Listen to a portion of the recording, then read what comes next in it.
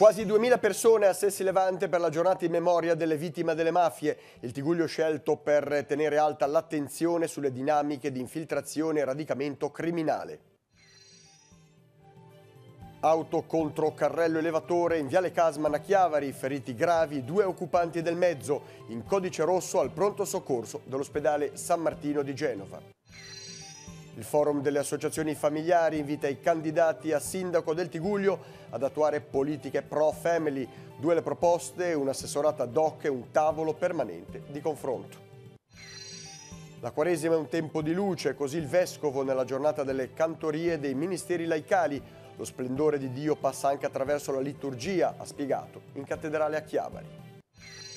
Sport e formazione, i temi al centro dell'incontro del progetto Credere con l'ex calciatore Beppe Bergomi e Samuele Robbioni. Oltre al talento serve allenamento e impegno costante. Buonasera a tutti gentili telespettatori e benvenuti nei nostri studi. È stato il Tigullio e precisamente la cittadina di Sessi Levante ad ospitare la manifestazione regionale organizzata per la 24esima giornata della memoria e dell'impegno in ricordo delle vittime innocenti delle mafie. Un lungo e partecipato corteo ha attraversato la città per raggiungere il comune dove è stata data lettura dei nomi delle vittime della criminalità. Vediamo. Giorgio Verdura, Emanuele Notarbartolo, Emanuela Sansone, Luciano Nicoletti. La lettura dei nomi delle 1111 vittime delle mafie dalla fine dell'Ottocento al 2018 e prima ancora il lungo e colorato corteo che sotto un cielo di primavera sferzato dalla tramontana da Piazza della Repubblica ha raggiunto Piazza Matteotti attraversando parte del centro e del lungomare. È stata Sessi Levante quest'anno ad ospitare la 24esima giornata della memoria e dell'impegno in ricordo delle vittime innocenti delle mafie, organizzata in tutta Italia dalla rete di Libera e da Avviso Pubblico. Orizzonti di giustizia sociale è stato il tema che ha accompagnato la manifestazione che nel Tigullio ha visto la partecipazione di quasi 2000 persone. Ci sono ragazzi delle scuole dalle province di Spezia e dalla provincia di Genova, abbiamo nel Savonese e nell'Imperiese altre manifestazioni, sono in tutto 7 le piazze di tutta la Liguria, Sessi Levante e quella centrale, ci sono le associazioni, ci sono le organizzazioni sindacali, ci sono i rappresentanti delle istituzioni, perché c'è bisogno di tutti per vincere questa sfida.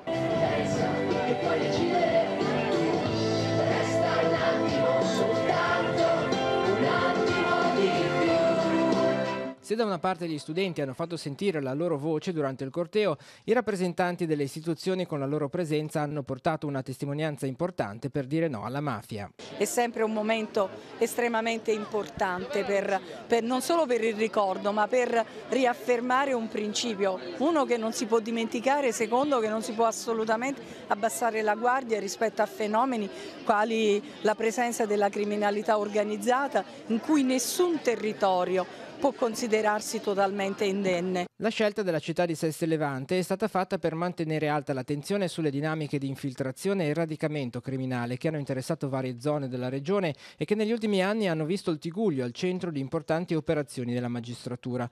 L'unico comune del nord Italia attualmente sciolto per infiltrazioni mafiose è proprio il comune di Lavagna. Purtroppo nel nostro territorio ligure abbiamo delle evidenze e quindi dobbiamo tenere alta la guardia. Oggi le istituzioni sono qui, io oggi con la fascia della regione, proprio a simboleggiare che siamo tutti uniti contro la mafia. E fra le tante persone che hanno preso parte al corteo che si è svolto proprio questa mattina a Sestri, anche il dottor Michele Di Lecce, che ai fatti degli arresti nel comune di Lavagna nel 2016 era procuratore capo alla Procura della Repubblica di Genova. Quando molti dicevano che la mafia in Liguria e nel Tigullio non esisteva, in realtà stavano dicendo una cosa falsa. Queste le sue parole, ma noi lo abbiamo intervistato. È un effetto molto positivo, ci incoraggia ad andare avanti nelle varie iniziative che ognuno nel suo ambito sta cercando di prendere in questi anni per contenere, se non proprio per sconfiggere, questo fenomeno delle mafie che sono sempre più pervasive, sempre più diffuse, anche nelle aree come la Liguria, dove erroneamente per anni si è ritenuto che di mafie non si dovesse parlare. Ecco, per anni si diceva la mafia non esiste e sul nostro territorio si è visto che in realtà non è mai stato così. Ecco, questa affermazione che in Liguria non c'erano le mafie era un'affermazione tanto diffusa quanto falsa. perché non è così, almeno dai primi risultati che emergono, ma già dagli anni 60, quindi non da ieri.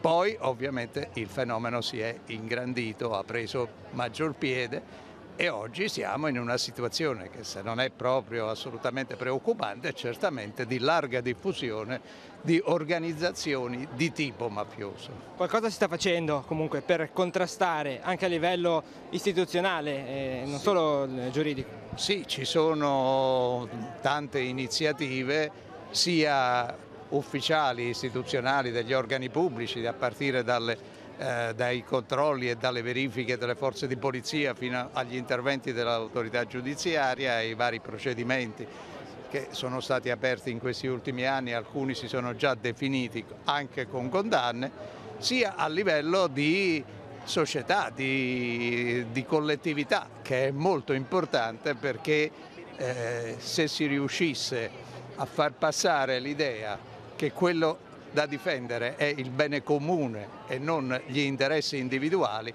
sarebbe già un passo decisivo per sconfiggere le organizzazioni mafiose. Passiamo ora alla cronaca. Un grave incidente si è verificato pochi minuti prima delle 13 in Viale Casman a Chiavari. Un'auto con a bordo 2 uomini di 70 e 80 anni, per cause in via di accertamento, è andata a schiantarsi contro un carrello elevatore alloggiato sulla corsia di marcia per la potatura degli alberi. A bordo del cestello della gru non erano presenti nessun uomo, in quanto gli operai erano in pausa pranzo. Nonostante l'ostacolo sulla carreggiata fosse segnalato con carrelli e transenne, l'impatto è stato molto violento, tanto che è stato necessario l'intervento dei vigili del fuoco e dei sanitari per estrarre 2 passeggeri dalle lamiere. Sul posto sono intervenute 2 automediche, quella di Chiavari e quella di Rapallo, e le ambulanze della Croce Rossa di Cogorno e della Croce Verde di Lavagna. Vista la gravità dei 2 anziani rimasti coinvolti nell'impatto, è stato richiesto l'intervento dell'elisoccorso. Entrambi i feriti, intubati in codice rosso, sono stati trasferiti, uno in elicottero, l'altro con l'ambulanza all'ospedale San Martino di Genova. La dinamica dell'incidente al vaglio degli agenti della Polizia Municipale di Chiavari. Il mezzo incidentato è stato rimosso dall'autosoccorso Pinasco. E sempre a Chiavari c'è stata una rapina ai danni della filiale del Credem questa mattina. Poco dopo le 11:30 un uomo di mezza età col volto travisato e armato di un taglierino è entrato nei locali dell'istituto di Piazza Roma e si è fatto consegnare dalla cassiera la somma di 1.000 euro. Al momento della rapina all'interno della filiale c'erano alcuni clienti che non sono stati minacciati dall'uomo che, presi i soldi, si è allontanato a piedi. Sul posto sono intervenuti gli uomini della polizia del commissariato di Chiavari che hanno effettuato i rilievi e stanno analizzando i filmati delle telecamere dell'impianto di videosorveglianza cittadino. Il Forum delle Associazioni Familiari del Tigullio propone ai candidati a sindaco alle prossime elezioni amministrative un manifesto che li impegna ad attuare politiche pro-family. Sinora sono 4 le liste che hanno aderito, sono 2 le principali proposte avanzate. Sentiamo quali nel servizio che segue. Partiamo dalla prima, qual è? La prima è quella di creare un assessorato alla famiglia. Se poi il candidato sindaco ritiene di creare un assessorato ai servizi sociali alla famiglia, a noi va benissimo. L'importante è che si comprenda da parte delle amministrazioni comunali che l'assessorato ai servizi sociali è lì per dar risoluzione, tamponare, mentre un assessorato alla famiglia mette in campo politiche pro family per prevenire il disagio, povertà e quant'altro. Nei pochi comuni italiani dove questo è stato fatto, che benefici ha portato? Una speranza. Infatti l'indice di natalità, l'inverno demografico come lo chiamiamo noi, ha trovato una soluzione. Si arriva ad avere 2 figli per famiglia, che è quello che tutti auspicano. Qual è la seconda proposta invece? È quella di creare dei tavoli di ascolto, confronto, collaborazione in modo da affrontare tutti i problemi che riguardano natalità, educazione, rapporti famiglia-scuola, anziani, sport. Noi abbiamo esperienze ormai ventennali in comuni che chiamiamo virtuosi italiani e abbiamo esperienze delle nostre associazioni. Oppure possiamo anche rispondere a dei bisogni, a delle richieste da parte dei comuni per fare noi delle proposte su loro bisogni intercettati con i servizi sociali. Nel Tigullio ci sono già esperienze di tavoli? Sì, la più attiva sono 2 anni, sono i tavoli col comune di Chiavari, tavolo famiglia, e adesso stiamo entrando nel tavolo scuola, nel tavolo sport, poi a Sestri Levante col tavolo solidarietà. A Moconesi il Consiglio ha approvato all'unanimità il bilancio preventivo 2019. Non sono previsti aumenti per quanto riguarda le imposte comunali, anzi il sindaco Gabriele Trossarello spiega che ci sarà una diminuzione media della Tari del 3%. In seguito agli accertamenti effettuati in corso d'anno, infatti, il Comune è riuscito a far pagare più persone, così il costo pro capite per residente è proporzionalmente diminuito. Dei 205 milioni di euro destinati dalla Regione ai comuni liguri colpiti dal maltempo di fine ottobre, di cui vi abbiamo dato notizia nel telegiornale di ieri, 150 mila euro saranno destinati anche a Chiavari, anche se il nostro comune non ha subito ingenti danni come le città limitrofe, spiega il sindaco Marco Di Capua. Utilizzeremo i fondi stanziati per opere di difesa del litorale cittadino. E sempre il sindaco di Chiavari ha firmato un'ordinanza per lo sgombero dei rifugi di fortuna allestiti da persone senza fissa dimora nella zona compresa tra piazza Giovanni Paolo II e il mare. Una nuova occupazione, si legge nel testo, è avvenuta con l'apertura di nuovi varchi effettuati tagliando e forzando la recinzione.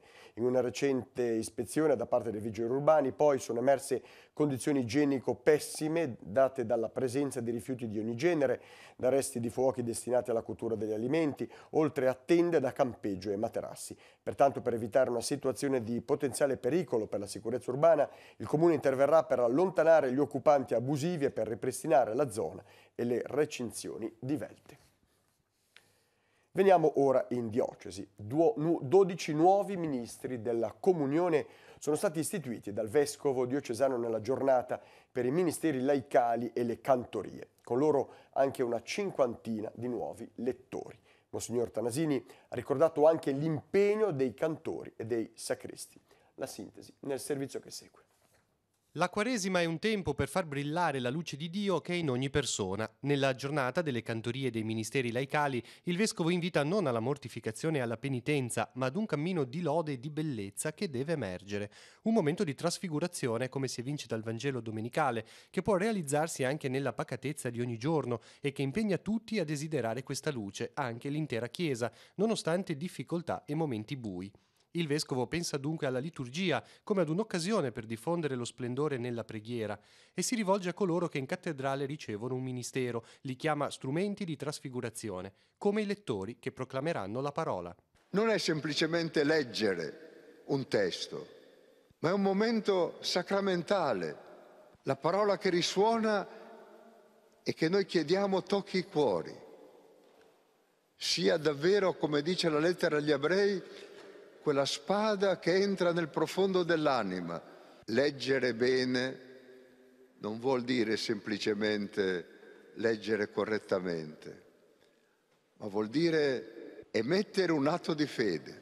Monsignor Tanasini chiama poi i cantori che nella liturgia aiuteranno a lodare il Signore. A fare in modo che la liturgia sia davvero un momento di lode, che trasfigura, che eleva, che aiuta. Non si sostituisce alla preghiera, ma è preghiera. Il Vescovo non dimentica i sacristi e gli addetti al culto, un compito che può sembrare molto umile e invece fondamentale. Custodire la Chiesa vuol dire compiere un atto che ci aiuti a stare nella casa di Dio come nella casa del cielo. Infine, nel corso della celebrazione, il Vescovo ha conferito il mandato ai ministri straordinari della Comunione, 12 persone provenienti dalle varie parrocchie della diocesi. Nessuno è illegale, il titolo dell'incontro pubblico in programma domani sera nel Salone di Casa Marchesani in Corso Millo a Chiavari, promosso dalla Caritas diocesana. L'intento è quello di mettere a confronto 2 testi. Da una parte il decreto sicurezza del governo, dall'altra il documento firmato dal Papa sulla fratellanza umana. Interverranno il sindaco di Sori, Paolo Pezzana, il frate francescano Luca Pozzi e Angelo Pittaluga, già collaboratore di Caritas Italiana. L'inizio è fissato per le ore 21. Apriamo ora la nostra solita finestra sull'Arcidiocesi di Genova, feste di San Giuseppe e visita del cardinale Bagnasco al campus di Coronata. Sono questi i temi approfonditi oggi dalla redazione del Cittadino di Genova. Linea al capoluogo. Benvenuti nella redazione del Cittadino a Genova. Nella solennità di San Giuseppe, martedì 19 marzo, il cardinale Bagnasco ha celebrato in cattedrale la messa per il mondo del lavoro. L'arcivescovo si è soffermato sull'importanza della stabilità del lavoro anche nell'ottica della costruzione di un futuro concreto per ciascuno. Inoltre dal cardinale è arrivato un invito forte a una corretta informazione verso quelle persone che in cerca di lavoro oggi non sanno dove guardare. È necessario favorire un'adeguata conoscenza delle possibilità lavorative che aiuti a superare lo smarrimento e a impedire la rassegnazione di ciascuno. Don Giampiero Carzino, direttore dell'Ufficio per la Vita Sociale e il Mondo del Lavoro, ha messo in luce alcuni recenti segnali economici e tecnologici che sembrano far sperare per il bene del nostro territorio, anche alla luce dei recenti stanziamenti di risorse per la Liguria. Cambiamo argomento e andiamo a Coronata, dove la scorsa settimana l'arcivescovo ha fatto visita al campus diocesano che accoglie i richiedenti asilo. Accolto da Monsignor Giacomo Martino, direttore dell'Ufficio Diocesano Migrantes, e dal personale della cooperativa Un'altra Storia che gestisce il campus, il cardinale Bagnasco ha potuto vedere alcuni degli spazi. L'orto e il vigneto situati sulla collina, la scuola di italiano, la scuola di cucina e il laboratorio di sartoria. Dal 2017 qui si lavora ininterrottamente per l'accoglienza dei richiedenti asilo, nell'ottica dell'integrazione. Attualmente non mancano le difficoltà e si devono fare i conti con le risorse disponibili. Per questo a Coronata prenderanno il via una serie di iniziative volte a mantenere sempre attivo questo servizio. In particolare vedranno la luce servizi diurni di assistenza e accoglienza per anziani e fasce deboli e un incubatore di impresa rivolto ai richiedenti asilo. Ancora, il campus potrà essere utilizzato per ospitare conferenze, eventi sportivi e musicali e feste di matrimonio. Ma sono anche attesi gruppi parrocchiali che potranno realizzare qui le proprie attività, bivacchi, soggiorni e conoscere da vicino la realtà del campus. Da Genova questa era l'ultima notizia, ora la linea può tornare a Chiavari. Arrivederci alla settimana prossima. Bene, grazie. E come ogni giovedì spazio anche all'economia. Nello sportello di questa settimana parliamo del modello 730 precompilato, del saldo a stralcio, dei debiti tributari, la detrazione dei servizi di interpretario per non udenti e l'iperammortamento 2019. Tutto nel servizio Sportello Economia di questa sera. La sigla. A partire dal prossimo 15 aprile, in un'apposita sezione del proprio sito internet, l'Agenzia delle Entrate metterà a disposizione dei lavoratori dipendenti e dei pensionati il modello 730 precompilato 2019. Per accedere alla dichiarazione è necessario avere il codice PIN che può essere richiesto online sul sito delle Entrate oppure presso qualsiasi ufficio territoriale della stessa agenzia. Al 730 precompilato si può accedere anche con le credenziali SPID e INPS, nonché con la Carta Nazionale dei Servizi. Per poter aderire al saldo e stralcio dei debiti tributari previsto dalla legge di bilancio per il 2019, i contribuenti devono versare in una grave e comprovata situazione di difficoltà economica che sussiste quando l'ISEE del nucleo familiare non supera i 20.000 euro. Possono aderire al saldo e stralcio anche i contribuenti per i quali, indipendentemente dal valore ISEE del proprio nucleo familiare, alla data di presentazione della dichiarazione di adesione alla definizione agevolata sia stata aperta la procedura di liquidazione dei beni. Per le spese sostenute per i servizi di interpretatario dei soggetti riconosciuti non udenti spetta una detrazione IRPEF del 19%. Il legislatore non ha previsto un limite di spesa, quindi la detrazione può essere calcolata sull'intero costo sostenuto e documentato. La detrazione invece non spetta per i servizi resi a coloro che sono affetti da sordità di natura esclusivamente psichica o dipendente da causa di guerra, di lavoro o di servizio. La legge di bilancio 2019 ha ulteriormente esteso l'ambito temporale dell'iperammortamento, prevedendo che la relativa disciplina si applica anche agli investimenti in beni materiali strumentali nuovi destinati a strutture produttive situate in Italia ed effettuati entro il 31 dicembre 2019. Sono agevolabili anche gli investimenti realizzati entro il 31 dicembre 2020 a condizione che entro il 31 dicembre 2019 il relativo ordine risulti accettato dal venditore e sia avvenuto il pagamento di acconti in misura almeno pari al 20% del costo di acquisizione. Ricordiamo inoltre che per le domande di definizione agevolata delle liti tributarie pendenti è necessario presentare un'apposita istanza utilizzando il modello approvato col provvedimento 18 febbraio 2019. Il termine ultimo per la presentazione della domanda è il 31 maggio 2019. Nell'ambito del progetto Credere all'Istituto Liceti di Rapallo si è svolto l'incontro dal titolo Lo sport come formazione. Ospiti della mattinata Beppe Bergomi, calciatore campione del mondo nel 1982, attualmente commentatore televisivo. Insieme a lui Samuele Robbioni, di professione mental coach. Le interviste le vediamo insieme. Mental coach, cosa significa questa professione? Significa aiutare i ragazzi che fanno sport, gli atleti professionisti, i giovani del settore giovanile a prendere consapevolezza delle loro capacità, lavorare molto sul concetto di motivazione, che vuol dire la motivazione è sempre una scelta. Io non amo molto la categoria dei motivatori, credo che sia importante man mano che si cresce capire che la motivazione che fa la differenza è la motivazione interiore. Quindi lavorare molto sul loro concetto di talento senza dimenticare che il talento non serve a nulla senza l'allenamento. Quindi molto Credere nella fiducia in se stessi, che forse è un aspetto che oggi i ragazzi fanno fatica a far emergere, e anche, come dicevi, un aspetto dell'impegno, non basta il talento. Assolutamente, io credo che nello sport occorra più coraggio nel fidarci dei giovani, nel lanciarli, nel farli mettere in discussione. Quando un allenatore, quando un coach, che sia di basket, di calcio, di rugby, mi chiede: questo giocatore secondo te è pronto per fare il salto nel settore giovanile? Io dico sempre: guarda mister, stai sbagliando persona, questa domanda non la devi fare a me, ma la devi fare al ragazzo che tu hai scelto.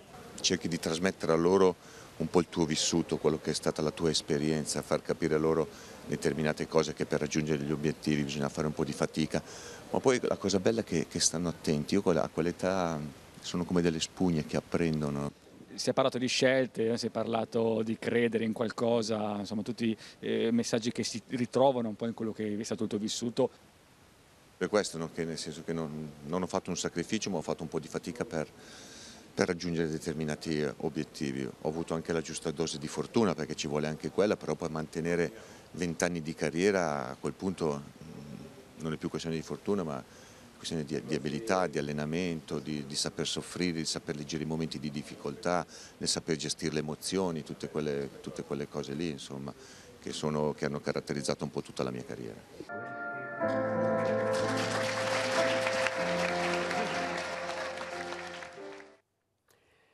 Prova dell'udito gratis al centro medico riabilitativo di Casarza Ligure. Mercoledì prossimo, 27 marzo, sarà possibile sottoporsi a una prova audiometrica gratuita.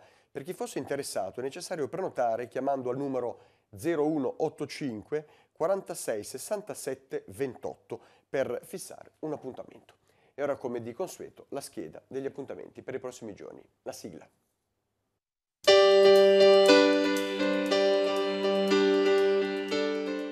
Appuntamenti in agenda per venerdì 22 marzo, ultimo giorno di apertura nella sala Berto Ferrari di Bogliasco per la mostra Dalla parte dei buoni, dedicata alla vita e l'opera di Renzo Calegari. Gli orari di apertura sono dalle 10.30 alle 12.30 e dalle 16.30 alle 18.30. Alle 11 nell'auditorium Chiesa di San Salvatore Vecchio, davanti alla Basilica dei Fieschi a Cogorno, incontro per illustrare la nuova legge regionale sulla rigenerazione urbana e il recupero dei terreni agricoli.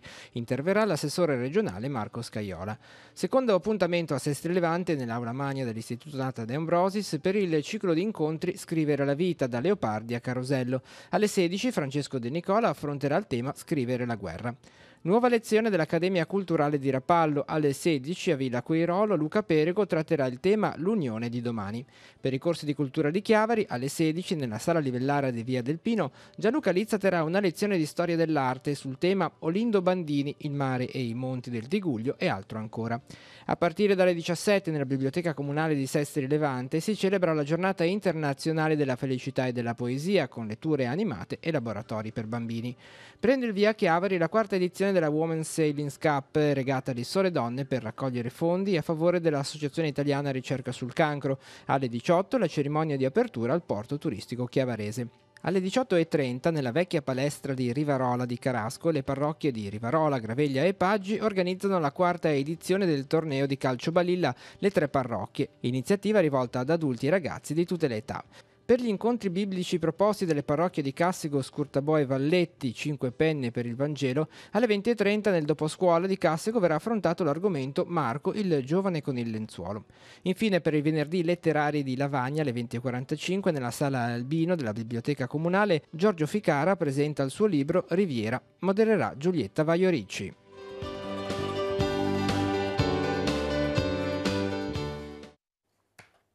Una mattinata di feste e di sport ha concluso il corso di attività motoria della scuola primaria Ziona di Carro. Il percorso si è snodato attraverso 10 lezioni di 2 ore ed ha coinvolto gli alunni delle pluriclassi della locale scuola primaria, guidate dall'insegnante Marina Basso, il tecnico istruttore giovanile della pugilistica varesina Enrico Paganini e Chiara Sturlese, tutor del progetto Sport di classe del CONI. I piccoli atleti hanno dimostrato le capacità acquisite seguendo circuiti e giochi di rapidità, destrezza e coordinamento motorio liberamente tratti dal progetto di attività giovanile. Al termine ciascuno è stato insignito di una medaglia. Per il piccolo comune della Val di Vara un momento significativo, in particolare per qualificare e garantire la presenza della scuola primaria. Questa era l'ultima notizia. Il telegiornale torna nuovamente domani alle 12:45 con Tigullio Oggi. Grazie per essere stati con noi, vi auguro una buona serata con i programmi della nostra rete. Arrivederci.